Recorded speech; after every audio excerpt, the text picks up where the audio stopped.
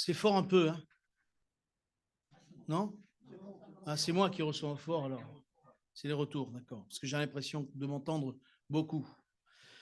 On se rend compte que les chrétiens de tous les temps, les chrétiens de tous les pays ont toujours eu le même problème. Et c'est pour cela que la parole de Dieu nous a été donnée, pour qu'on puisse être encouragés, pour qu'on puisse réaliser que ce que nous vivons, nous, aujourd'hui, eh bien, nous puissions ne pas justement, en être désemparés. Parce que les disciples ont vécu ces situations. Après eux, ceux qui sont venus après ont vécu les mêmes situations. Et quels que soient les disciples dans le temps, ils ont vécu ces mêmes situations. Et je crois que parfois, nous ne réalisons pas que ce genre de situation fait que notre marche est ralentie et que nous perdons de vue le but que Dieu nous a donné. Nous restons attachés à nos difficultés, à nos problèmes, à nos choses qui viennent là perturber nos vies. Et parce que ça vient perturber nos vies, on perd le but. On veut tout régler, on veut tout solutionner, on veut tout faire pour que ça marche comme nous on l'entend. Et pourtant, je crois que ce n'est pas ça la foi. La foi, c'est dire, Seigneur, tu permets que je passe par là, je te fais confiance. Et ça, c'est difficile.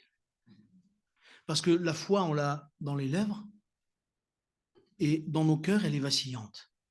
Ça résonne trop, mon frère. Dans nos cœurs, elle est vacillante. Et pourtant, j'aimerais vous dire que ce matin, le Seigneur voudrait vraiment qu'on se recentre sur les choses essentielles. On se recentre, vous m'entendez toujours? Oui, vous m'entendez bien? Bon. Qu'on se recentre sur ce que Dieu veut, selon ce que dit sa parole. Et j'aimerais lire avec vous un premier texte, s'il vous plaît, qui se trouve dans Philippiens, au chapitre 3.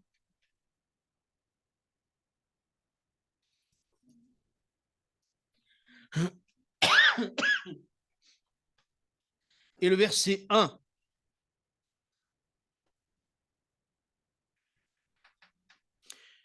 Un jour, j'étais dans une église et puis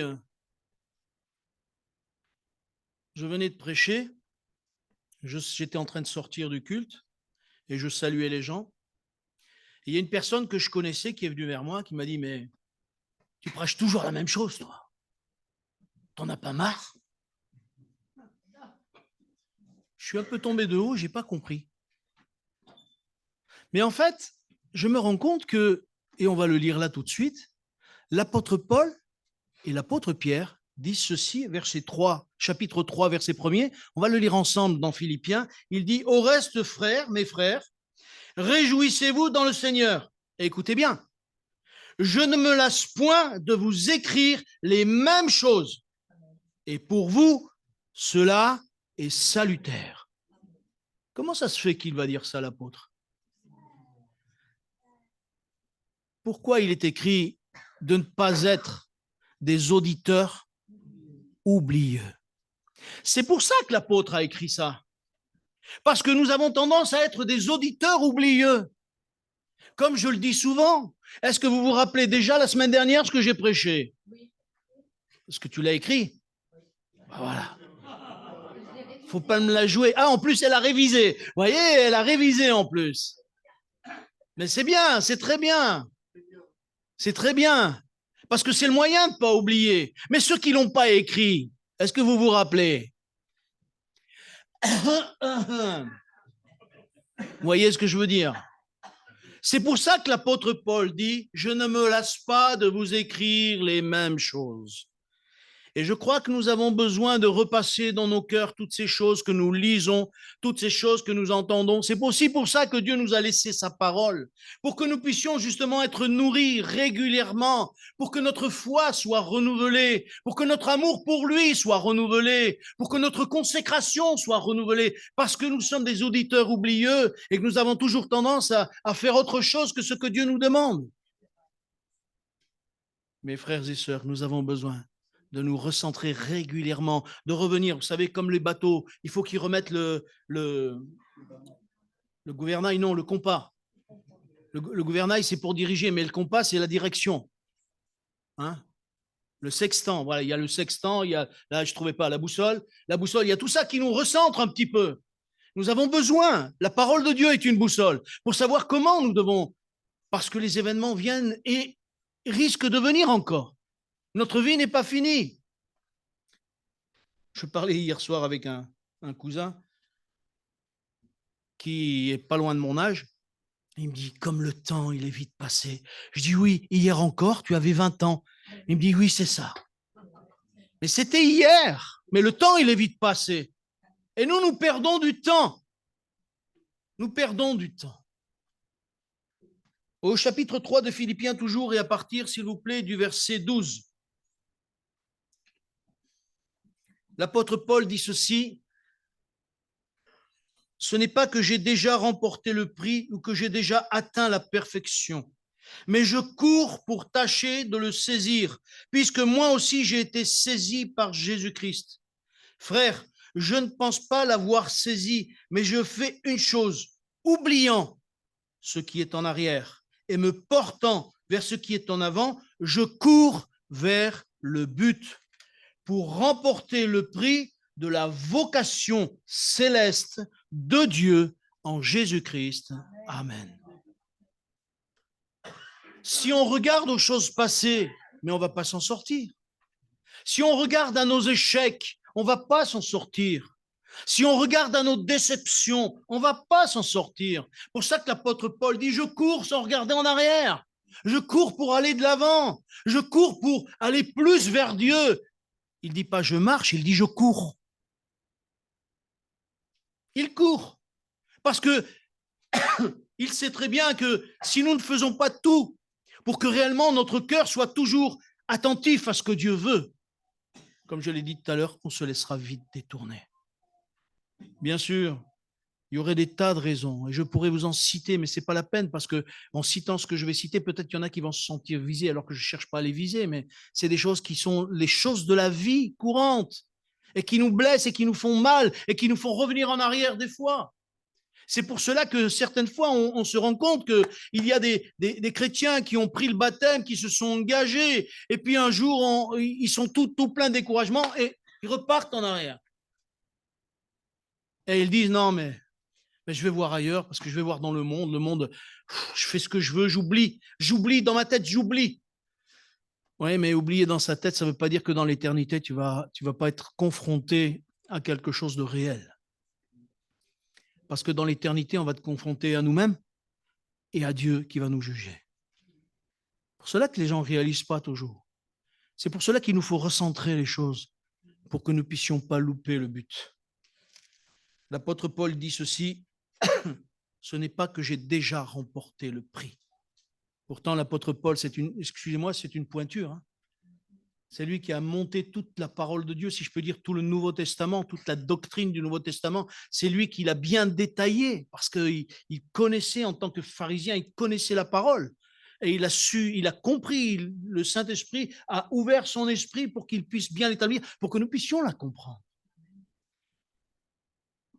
Et pourtant, il dit, c'est pas que j'ai remporté le prix, mais je cours. Oubliant ce qui est en arrière, je cours. Et moi, j'aimerais te dire, ma sœur, ce matin, mon frère, cours vers le devant. Ne regarde pas en arrière. Ne regarde pas ce qui va te blesser, ce qui va te faire mal. Laisse ça au Seigneur. Laisse le Seigneur régler ton problème, ta difficulté, ton souci. Il va s'en occuper. Et ce matin, j'aimerais, et c'est le thème de ma prédication, vous voyez, j'ai commencé comme ça, je n'avais pas tout à fait prévu comme ça, mais c'est comme ça. Ce matin, j'aimerais vous parler de la marche du croyant. Je vous ai déjà parlé 2 fois de la marche du croyant. Vous vous rappelez ou pas? Non, ça je le savais. Vaguement. N'essaye pas de te sortir, t'as pas de bouée. C'est la marche du croyant. Le premier, c'était la marche du croyant en tant que disciple. La marche du croyant en tant que serviteur. Et aujourd'hui, c'est la marche du croyant qui doit marcher en nouveauté de vie. Le croyant doit marcher en nouveauté de vie. Parce que sinon, s'il ne marche pas en nouveauté de vie, il y a des choses que nous n'avons pas comprises. Et j'aimerais le lire avec vous, s'il vous plaît, dans le premier texte qui se trouve dans l'Épître aux Romains, au chapitre 6.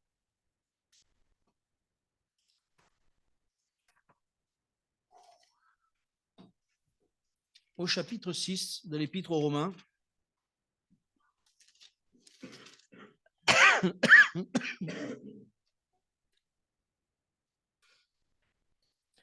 Verset 1.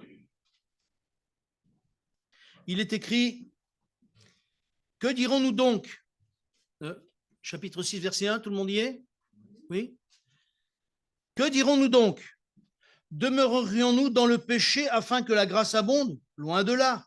Nous qui sommes morts au péché, comment vivrions-nous encore dans le péché? Ignorez-vous que nous tous qui avons été baptisés en Jésus-Christ, c'est en sa mort que nous avons été baptisés. Nous avons donc été ensevelis par lui, par le baptême en sa mort, afin que comme Christ est ressuscité des morts par la gloire du Père, et de nous-mêmes, nous aussi, nous marchions en nouveauté de vie. Amen. Qu'est-ce que ça veut dire tout ça? Est-ce que vous avez compris ce que ça veut dire? Oui, peut-être.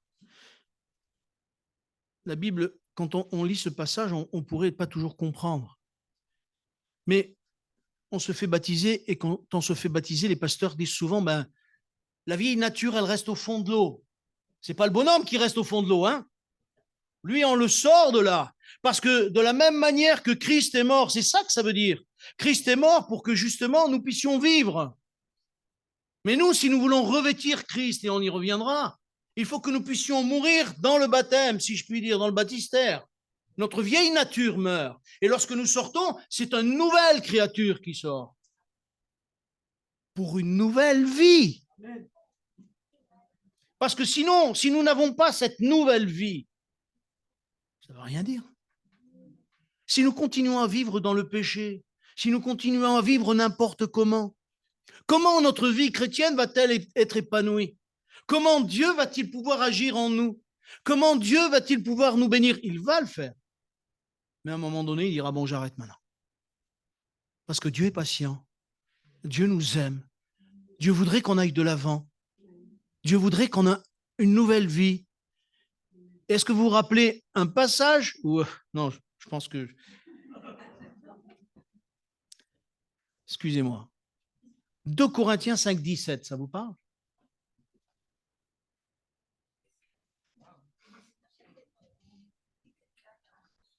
Ouais. Si quelqu'un est en Christ, il est une nouvelle créature ou création. Les choses anciennes sont passées. Voici, toutes choses deviennent nouvelles. Pourquoi? Parce que Dieu nous donne une nouvelle vie. Nous mourons en Christ pour avoir une nouvelle vie. C'est le désir de Dieu que nous ayons une nouvelle vie. C'est le désir de Dieu que nous puissions changer dans nos mentalités, dans nos cœurs, et que nous puissions vivre une différence de vie. Et je vous invite, comme je l'ai dit souvent, il y a des versets qu'il faut, mes frères et sœurs, apprendre par cœur. Parce que dans les moments difficiles, on se souviendra. C'est des versets que j'ai appris dans le passé, parce que je me disais, Seigneur, je veux cette vie, je veux pas oublier que je suis une nouvelle créature. Et tu peux remettre le verset, s'il te plaît?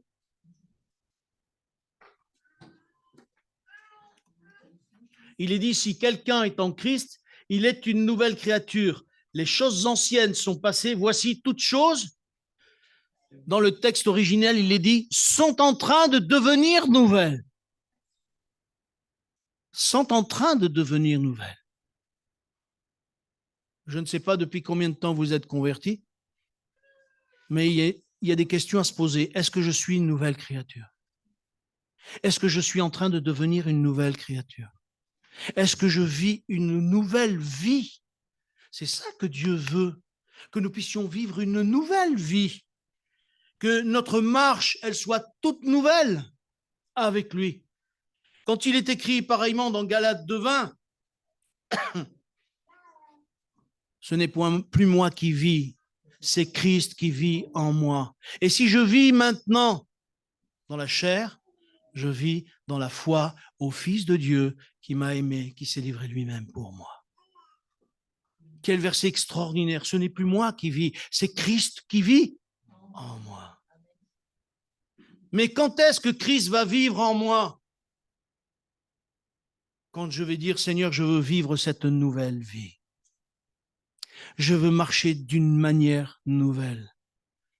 Mes frères et sœurs, s'il n'y a pas de différence entre les gens de l'Église et les gens du monde, où est la nouvelle vie? Où est la nouvelle vie? Je veux mettre un fardeau sur personne, mais c'est quelque chose que nous devons prendre conscience. Parce que je crois que Dieu veut nous faire vivre une nouvelle vie et que lorsque nous ne vivons pas la nouvelle vie que Dieu veut nous donner, nous passons à côté de ce que Dieu veut. J'ai jamais dit que ce serait facile. L'apôtre Paul, il le montre, c'est pas facile. Parce qu'il y a nous-mêmes, il y a des fois nos familles, il y a le monde qui vient perturber. Et le diable se sert de toutes ces circonstances pour pouvoir nous dire, je lâche la main de Dieu. Et quand on a lâché la main de Dieu, le diable vient nous taper sur l'épaule, il dit, t'as bien fait, maintenant tu peux y aller. Ben oui, c'est ce qu'il veut. Et comme je l'ai dit bien souvent, non Seigneur, donne-moi la force de tenir ferme jusqu'au bout. De plus en plus, je veux cette nouvelle vie. Parce que nous ne réalisons pas que ce qui est attaché à cette nouvelle vie. Quand on dit que Jésus-Christ est en nous, comme nous l'a lu, déjà t'enlèves le verset, Galates 2:20, s'il te plaît. Tu peux le remettre. Christ est en nous. Si Christ est en nous, ça veut dire quoi ça? Pardon, dis-moi. Vas-y, dis-le fort, allez, vas-y. Si Dieu est avec nous, qui sera contre nous? C'est vrai. Mais bien plus fort que ça. Si Christ est en nous, ce qu'il a fait, nous le ferons. Et qu'est-ce qui est écrit? Celui qui croit en moi.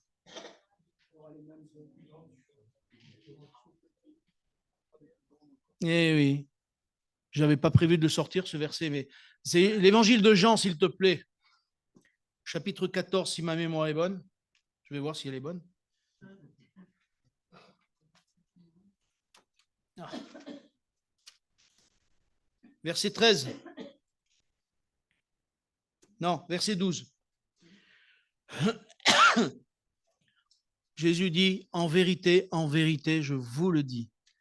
Et quand Jésus dit, en vérité, je vous le dis, ça veut dire qu'il vient affirmer les choses. Et il dit,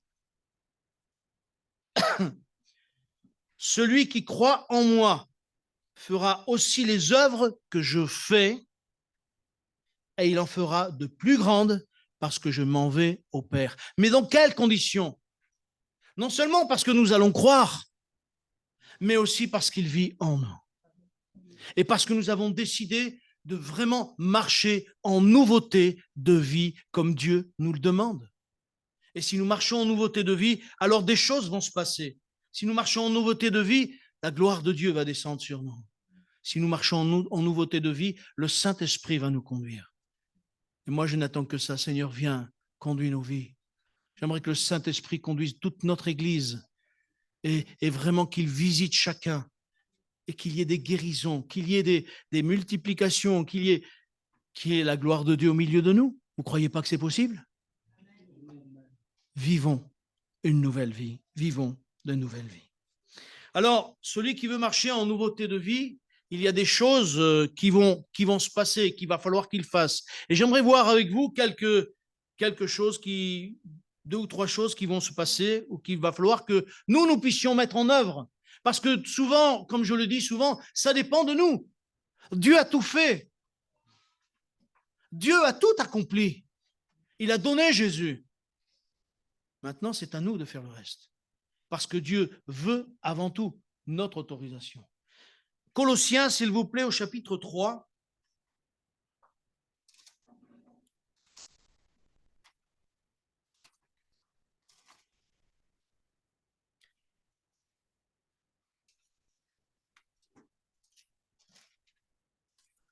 Au chapitre 3 et verset 1.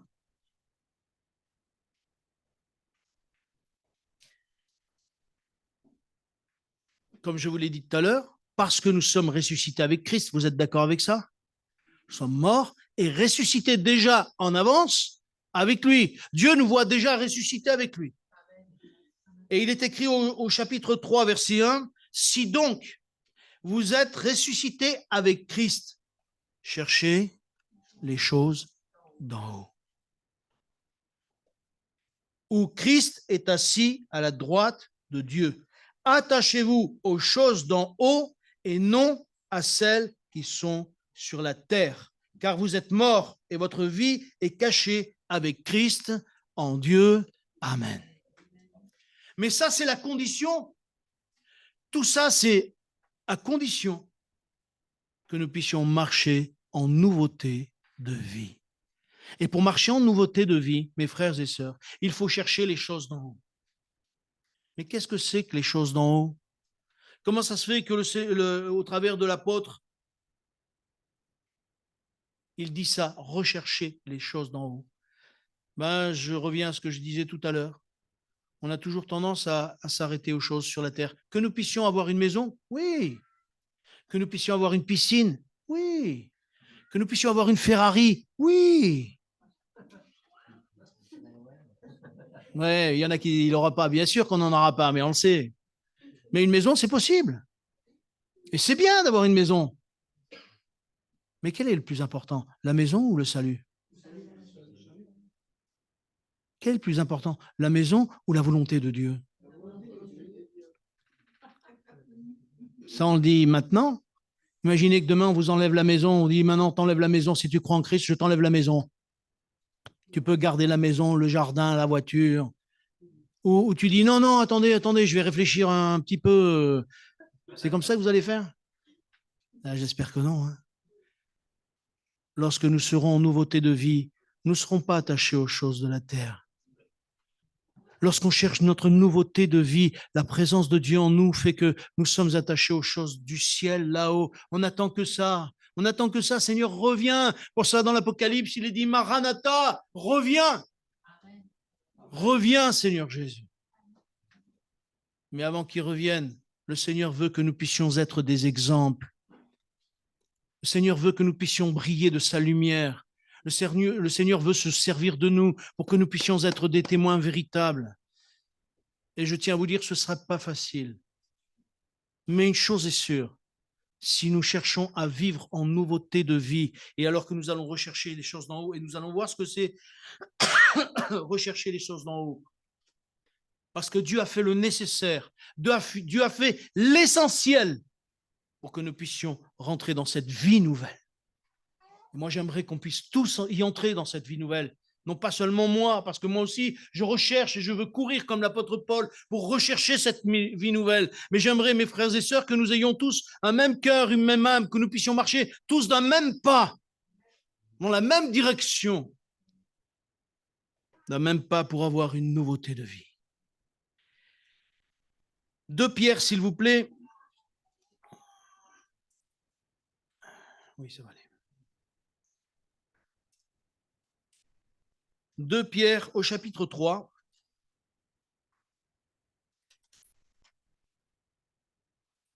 Non, chapitre 1er. Je lis les choses à côté, moi.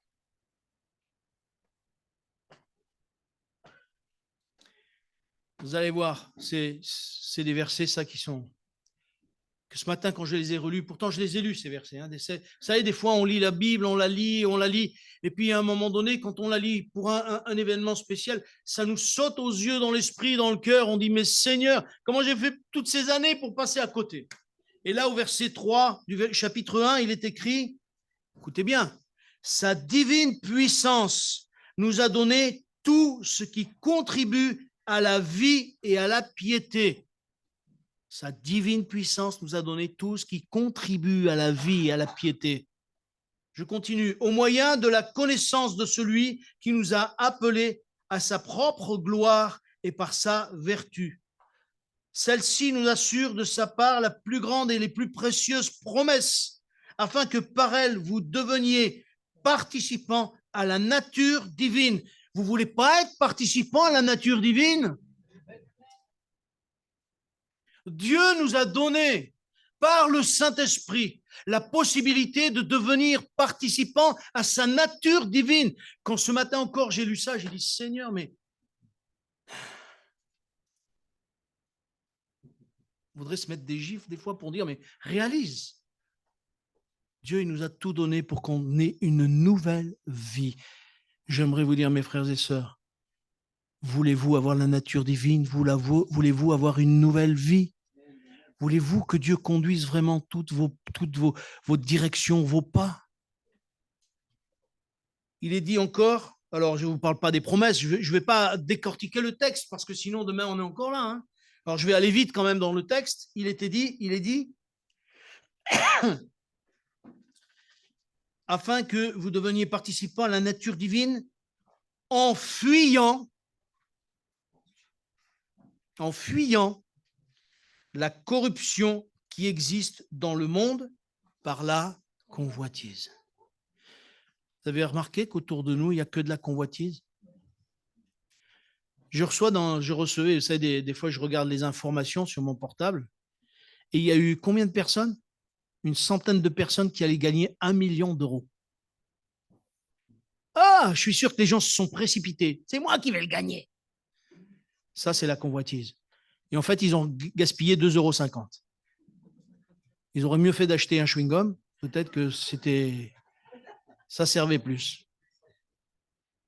Mais oui, la convoitise. Tout est fait pour la convoitise. Tout est fait pour obtenir. Mais oui, vous allez l'avoir. Il me vient à l'esprit, vous savez, comme on montrait à une époque, il y avait un bonhomme qui était sur un bourricot, sur un âne, et il mettait une carotte devant. Et le bourricot, il courait pour essayer d'attraper la carotte. Et nous, ça nous arrive pareil. On croit que la convoitise. Mais ce n'est pas comme ça qu'on arrivera. Ce n'est pas comme ça qu'on arrivera à être heureux. Nous serons heureux lorsque vraiment nous marcherons en nouveauté de vie. Bon, je vais essayer d'aller vite dans le texte. Je vais arrêter de m'arrêter, parce que sinon, je ne m'en sors pas. À cause de cela même, faites tous vos efforts pour joindre à votre foi la vertu, à la vertu, la connaissance, à la connaissance, la maîtrise de soi, à la maîtrise de soi, la patience, à la patience, la piété, à la piété, l'amitié fraternelle, à l'amitié fraternelle, l'amour. Car si ces choses sont en vous et y sont avec abondance, elles ne vous laisseront point oisifs ni stériles pour la connaissance de notre Seigneur Jésus-Christ. Amen. Et je vous invite à lire le reste du texte, parce que c'est un enseignement pour nous. Nous avons besoin, pour goûter à ces choses, tout ce que l'apôtre Pierre va parler de ça, c'est ce qui fait partie de notre nouvelle vie. C'est les promesses que Dieu nous a données pour une nouvelle vie. Et cette nouvelle vie va nous apporter le bonheur. Ça, c'est la première chose. La deuxième chose, c'est comme l'apôtre Paul dit, ne nous laissera pas oisifs. J'entends de plus en plus, et j'entendais encore hier, il y a une dame qui est partie à la retraite, elle travaillait chez Renault Trust, je sais pas, enfin vers Saint-Priest là-bas. Et depuis l'âge de 16 ans, elle travaillait. Et puis, à l'âge de la retraite, elle est partie. Et elle connaissait quasiment toute l'usine parce qu'elle avait commencé à 16 ans, donc vous pensez. Elle a passé 40 et quelques années là-bas dedans. Et quand elle était à la retraite, elle s'est trouvée désemparée, en pleine dépression. Comment ça se fait?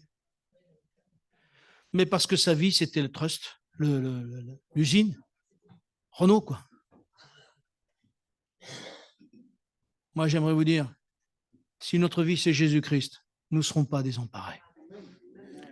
Même si nous partons à la retraite, nous ne sommes pas désemparés. Vous savez, il y a du travail à faire, si on veut. Hein. Il suffit simplement qu'on puisse se mettre d'accord sur qui va faire quoi. Si vous ne savez pas quoi faire de votre vie, venez, j'ai du boulot pour vous. J'ai du boulot pour vous. Je vais vous donner du boulot, moi. Il y en a, ben oui, c'est ici que je parle, moi. C'est ici, dans l'église. Dans l'église et pour l'œuvre de Dieu, quoi, parce que c'est surtout pour l'œuvre de Dieu. Il y en a qui s'inquiètent pour ma retraite. Moi, je ne m'inquiète pas, je peux vous dire. Parce que je sais ce que je veux faire. Je sais ce que je veux faire. Je veux encore plus servir mon maître. Je veux plus servir mon maître encore. Parce qu'il est mon maître et mon Seigneur et mon Dieu. Parce qu'il m'a sauvé. Oh, mes frères et sœurs, lorsque nous marchons en nouveauté de vie, on ne reste pas oisif. Parce que Christ est avec nous et le Saint-Esprit nous conduit dans des choses que nous n'imaginerons même pas aujourd'hui. Mais quand il nous conduira, il nous conduira. Est-ce que vous croyez que Philippe, il pensait qu'il allait être transporté d'un endroit à un autre? Et puis, d'un coup, il s'est senti transporté. Bof, à un autre endroit, il dit, j'étais pas là à l'origine, qu'est-ce qui m'arrive? Eh ben oui, et il y a un eunuque qui passait, il a entendu la parole et le Saint-Esprit lui dit, maintenant parle-lui.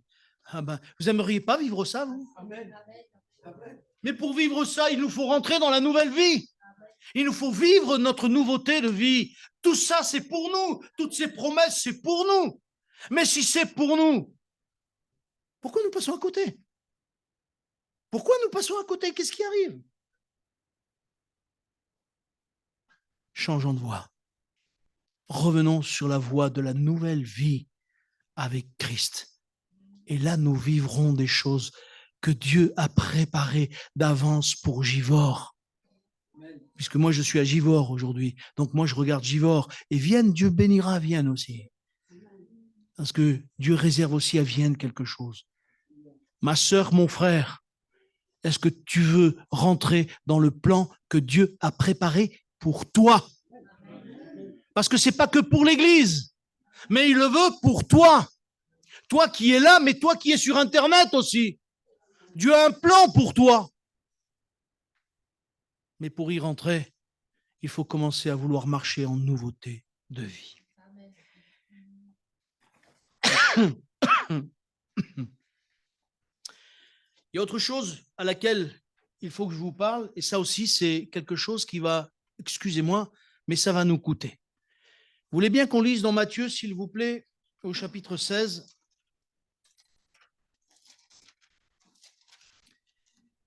Alors, ça ne va pas nous coûter en sous, hein. C'est pas ça que je veux dire. Hein. Vous n'allez pas penser ça. Hein. Chapitre 16, et à partir pardon, du verset 24. Jésus vient d'annoncer sa mort et sa résurrection, et les disciples, ils n'ont pas trop compris. Ils sentent qu'il y a des choses que Jésus leur dit, mais qu'ils ne comprennent pas tout. Et Jésus va leur dire ceci au verset 24. Alors Jésus dit à ses disciples, si quelqu'un veut venir après moi, qu'il renonce à lui-même, qu'il se charge de sa croix et qu'il me suive. Écoutez bien, car celui qui voudra sauver sa vie la perdra. Mais celui qui perdra à cause de moi la trouvera. Et que servirait-il à un homme de gagner le monde s'il en échange de son âme? Il y en a qui veulent des tas de succès, des tas de trucs, des tas de devenir des chanteurs, des chanteuses. Mais ça sert à quoi si on perd Dieu, si on perd Jésus-Christ? Si on veut garder notre vie pour nous-mêmes, que va-t-il arriver le jour où nous passerons devant le Seigneur? Il va dire, mais qu'as-tu fait de la vie nouvelle que je t'ai donnée? Qu'as-tu fait de la marche nouvelle que je voulais te donner? Je voulais te donner une nouvelle vie, une nouvelle marche, pleine de foi, pleine de vie, pleine de joie. Et toi, tu as voulu vivre ta vie sans moi? Aujourd'hui, vis l'éternité sans moi. Eh oui, ma petite sœur, c'est comme ça que ça se passera. Et c'est ça le plus grave, parce que les gens, à ce moment-là, ils ouvriront les yeux sur la réalité de la vie. La vie, non pas celle qui est terrestre, parce que comme je l'ai dit l'autre fois, la vie céleste que nous ne voyons pas, elle est beaucoup plus importante que cette vie qui est terrestre et qui est éphémère. La vie dans le ciel, les anges dans le ciel, les démons et tout ça, c'est énorme et on n'a même pas idée de ce que c'est. Et nous, notre vie, on croit qu'on connaît tout, qu'on sait tout, mais on ne sait rien, on ne connaît rien. Mais ce que Dieu veut, c'est que nous puissions vivre en nouveauté de vie. Mais pour ça, comme je l'ai dit, il faut rechercher les choses d'en haut. Et là, il nous est dit que qu'il faut vraiment renoncer à soi-même. Je pose la question ou je ne la pose pas? Ma sœur, mon frère, es-tu prêt à renoncer à toi-même? Obligé. Wallo, wallo, wallo. Ça, c'est du beau, je suis obligé. Mais quand on est jeune, renoncer à soi-même, mon frère, c'est difficile. À quelle heure vous vous êtes converti? Dites-moi à quel âge? Voilà, 43 ans. Vaut mieux tard que jamais, vous allez me dire. Hein, en plus. Et il a mis du temps à renoncer, il a attendu 43 ans. Ah ben, en plus. Mais parce que ça, c'est difficile, renoncer à soi-même. C'est difficile de dire non, mais c'est plus moi qui vis, c'est Christ qui vit en moi. Moi, finalement, d'abord, je mets en priorité Jésus. Les gens vous disent, il est fou celui-là. Un jour, il ne faut pas que je m'écarte. Au travail, un jour, il y a un gars qui m'a dit, toujours avec Dieu, tu parles de Dieu, tu nous saoules avec ton Dieu, mais pas possible, mais alors, tu aimes quand même ta femme? Je dis oui, mais j'aime d'abord Dieu. Il dit, mais ça va pas ta tête. Je dis oui, j'aime plus Dieu que ma femme. Il dit, mais t'es vraiment marteau, toi. J'ai dit peut-être, mais qu'est-ce que je suis heureux. Ah, il est fou, lui, il est fou. Mais oui. Alors ça peut choquer des gens de dire qu'on aime plus Dieu que sa femme. Mais comme je l'ai dit souvent, et même à Givor, je le dis aussi, et je l'ai déjà dit, plus on aimera Dieu, et plus on aimera sa femme. Et moins on aimera Dieu, et plus on fera comme les gens du monde qui n'aiment pas leur femme, parce qu'ils n'ont pas Dieu. Et quand je dis de la femme, mais je parle de moi, mais pour les femmes, je dis leur mari. Parce que plus on aimera Dieu, plus on aimera son conjoint. Et plus on aimera son prochain. Et plus on sera capable de dire, Seigneur, aide-moi à l'aimer, à le supporter, à le chérir, à la chérir, à l'entourer, malgré son si bon caractère. Pourquoi tout le monde rit quand je dis ça? C'est bizarre, hein? Ah bah, on sait ce que c'est que tout le monde a un bon caractère, n'est-ce pas? Ah bah oui, bien sûr. Ah bah oui, mais ça, je ne dis pas le contraire. Allez, pour aller plus vite, mes frères et sœurs, demandons au Seigneur de nous aider à renoncer à nous-mêmes. Et ça, c'est difficile. Seigneur, je veux renoncer à moi-même, je veux faire ta volonté. Faire la volonté, c'est de renoncer. Faire la volonté de Dieu, c'est renoncer à soi-même. Et ça, c'est difficile. Une dernière chose, vite fait, s'il vous plaît. On n'aura pas le temps de tout lire. Je ne veux pas m'écarter outre mesure parce qu'il est déjà moins le quart. Eh bien, la marche du croyant en Christ. Et non, je ne peux pas tout dire. Je vais aller vite, je vais aller au plus simple. Parce que la marche du croyant en Christ, vous l'avez dans Éphésiens au chapitre 4, du verset 17 au verset 29, où l'apôtre Paul dit justement, ne vivez pas comme les païens, mais vivez dans la vérité, vivez dans l'amour, vivez dans... Lisez Éphésiens chapitre 4 du 17 au 24, ou au 29 plutôt, et vous verrez que là, il y a toute une instruction pour marcher vraiment en nouveauté de vie. Mais c'est sûr que ça va nous bousculer. C'est sûr que ça va nous bousculer. Juste une phrase, parce qu'il faut que j'aille vite, mais pardonnez-moi du retard. Hein, pardonnez-moi de... J'espère que vous n'avez pas laissé le poulet au four. Hein.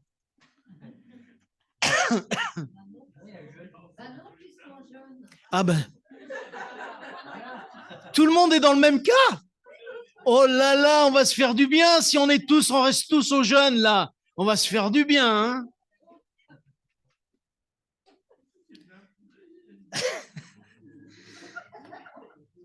Je vous lis, s'il vous plaît, au chapitre 4, vite fait.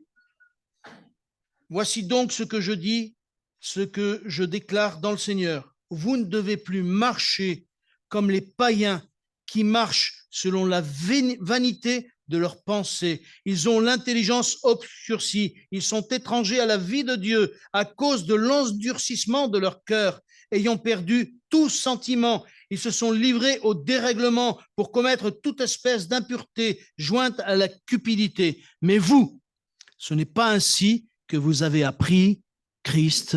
Amen. Si nous vivons comme les païens, nous ne sommes pas dans la nouvelle vie. Et si vous lisez le reste après, il donne vraiment des instructions précises. Il cible juste. Si nous voulons vivre vraiment la nouvelle vie, nous ne devons pas vivre comme les païens. Sommes-nous chrétiens ou pas? Chrétien, ça veut dire petit Christ. Ça veut dire quelque chose, chrétien.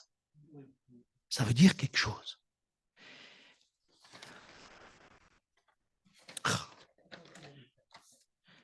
Vite fait, marcher en nouveauté de vie, c'est marcher selon l'esprit.